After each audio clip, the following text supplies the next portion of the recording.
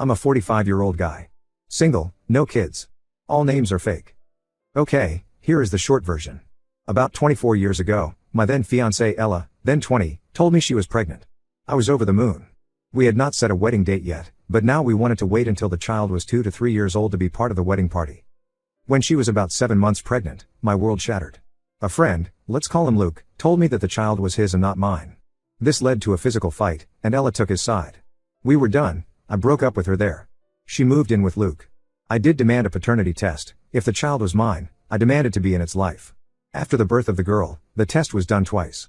By a clinic I choose and one she chooses. It turned out she was not mine. I was destroyed and left town.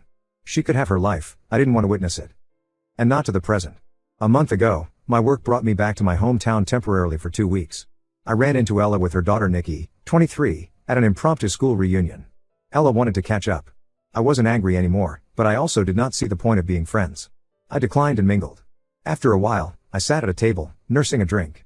Ella has already left, and Nikki sat at my table. She asked for 10 minutes to talk. She knew about my history with her mother. And it was clear that she resented her mother. Because Luke was also not her biological dad. Ella cheated on me with at least 2 people. 23 and revealed the real bio dad. He had passed away already. When Nikki was 7, Luke found out and kicked them out. And it became a scandal. Nikki was bullied her whole life for being the affair baby. Luke's family disowned her. All the cousins she was close with were gone all of a sudden. She blamed her mother. I asked her why she told me all of this. She said that I am someone who would understand this betrayal. And she is a product of that betrayal. She does not expect anything from me, she just needed someone to talk to who would understand. I felt for this kid, so we kept talking. We exchanged contact information and went our own ways. The next day, she wanted to talk more and vent more. So we met in the bar of the hotel where I was staying. We had drinks, and she ranted about her life. We talked till late, and when the bar closed, Nikki was too drunk to drive home, and since I didn't know where she lived, I couldn't even get her an Uber. So I took her to my room. I have the habit of always getting a room with twin beds. So she slept in one bed, and I slept in the other. Nothing happened. The next morning we had breakfast, and she left while I went to work. A few nights ago, I met Nikki in the bar because she had a lot to rant about. We also talked about her future, and she expressed interest in moving out of town to escape the stigma of being an affair baby. Here is where I am the asshole. I made a move on her one night. At first, she walked away. I thought I blew it, so I went up to my room. An hour later, she sent me a text asking if I was in my room. As soon as I answered yes, she knocked on the door. I was sober, she was sober, I had time to think. I could have sent her away, but I didn't. This is the daughter of my ex-fiancé. If I had never found out Ella cheated, I would have raised Nikki as my own daughter. But I found out, and Nikki is not my daughter. I never saw her as a baby, never saw her grow up, and I never saw her as a daughter. The first time I saw her was a week ago. So yes, I slept with her, and then again. Nikki is more vengeful than I am. She said she wanted to let her mother know, but she wasn't going to do it if I didn't want to. I was okay with letting her know. It took a little convincing to let her know. We took a picture together, clearly in bed, clearly naked but covered by sheets, and she sent it as a one-time view picture to her mother via Instagram message with the caption, "I can finally call him daddy." Ella called, and they got into a fight. Then she got into a fight with me, still over the phone. I thought I was over the betrayal, but it seems like I had bottled up everything, and now it finally came out. I had 4 more days there, and Nikki stayed in my hotel room those 4 days. Now I'm back home.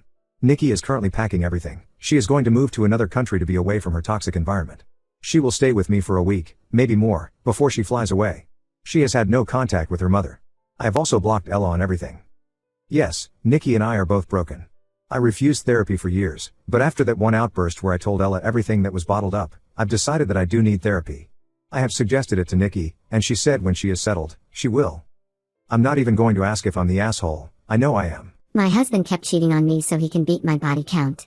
This is honestly so stupid. This whole entire situation is the dumbest thing I've ever been through, but I really need to talk. My husband and I met when we were in our mid-20s.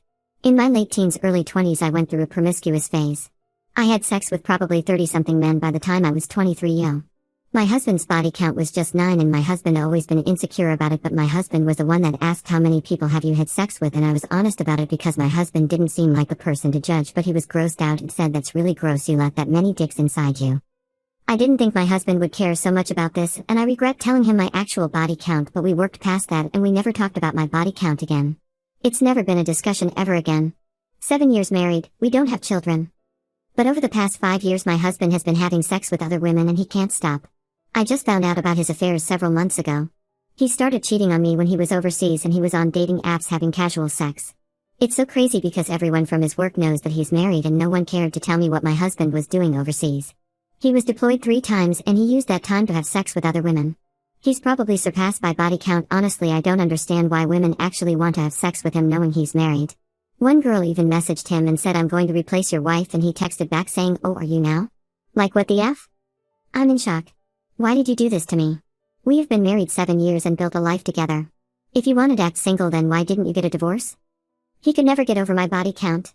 It was silently killing him on the inside. I guess it hurt his ego. He told me that he admits he wasn't as desirable to women when he was in his 20s, and now that he's in his 30s and has more life experience, and he's older, women now find him more attractive, especially after working out he's had more attention from the opposite gender. I'm just like, okay? But you're married, and he said he shouldn't have gotten married in his 20s. He says it's unfair for him to say no to all the girls that want him now when they didn't want him before. He told me he realized women like older men who are more established in their career, and I believe him, and I also noticed they like stealing other girls' husbands as well. Anyways, the divorce is finalized. I just received my paperwork. I also been back in the States. He's still in Europe getting his dick wet. I stupidly contacted him a few days ago when I was drunk and he told me to get help, and then he blocked me on everything. I hate him so much, but I'm still not over this. I know I need therapy, but I just don't have the money for that. I'm unemployed and been staying with my family until I get back on my feet again. Edit. People keep telling me to report him for adultery. I actually did report it to his higher up, and they were kind of confused why I'm trying to get him in trouble. They assumed I was trying to steal my husband's money. My divorce is also finalized now, but honestly none of this even matters. Infidelity is so common in the military. Trust me, I tried to get him trouble for adultery and try to get compensated for his cheating, but I didn't have a case. They don't take UCMJ seriously unless if it's someone actually reported him for sexually harassment or rape, which didn't happen. You'd also have to be someone really important in the military, and that high-ranking member would also have to do something extreme like get someone pregnant for them to really care. But I did go to legals and presented text messages of the affairs, and they couldn't do anything about it. They informed me that this really isn't anything and I should keep moving forward with the divorce. They told me they know it sucks, but I need to move and leave with my dignity. Infidelity isn't going to hurt his career. I walked away gaining nothing from this divorce other than a heartbreak. This is unfortunately really common. I personally know a lot of people that cheated in the military, and the most common outcome was they would get divorced and receive child support, which everyone else is entitled to no matter what the reason for divorce is. My pregnant fiancé is refusing to take a DNA test. Throwaway account. I don't post personal matters on my main account. My fiancé and I are not married yet, and I don't want to get married until the paternity of my alleged baby is established. My fiancé is 14 weeks pregnant, and I know a DNA test is possible during pregnancy, and I can wait until after she has the baby to find out if I'm the father, but she refuses to take a paternity test because she doesn't want to know who the father is, because if it's meant to be, it's meant to be, and because I should be proud to be a father no matter the results, and that DNA doesn't make a family, love does. But I don't want to financially and emotionally invest in a baby that possibly isn't mine. I also told her I would refuse to sign the birth certificate because I don't want to be on the hook for child support if this baby isn't mine. My uncle signed a birth certificate and it turned out the baby wasn't his, but he was still responsible for child support since he signed the birth certificate, and he never got any of that money back, so I really don't want to be in that situation. Okay, sorry for the confusion. I realized I should have mentioned this in the beginning. My fiancé and I were on and off recently, but we were still intimate, and she was also intimate with someone else, but we got back together, and she found out she's pregnant, and we don't know whose baby it is. She says she also doesn't want to take a paternity test because she doesn't want the baby to be the other guy because he's a loser, she doesn't love him, and she wants to have the baby with me. I'm conflicted.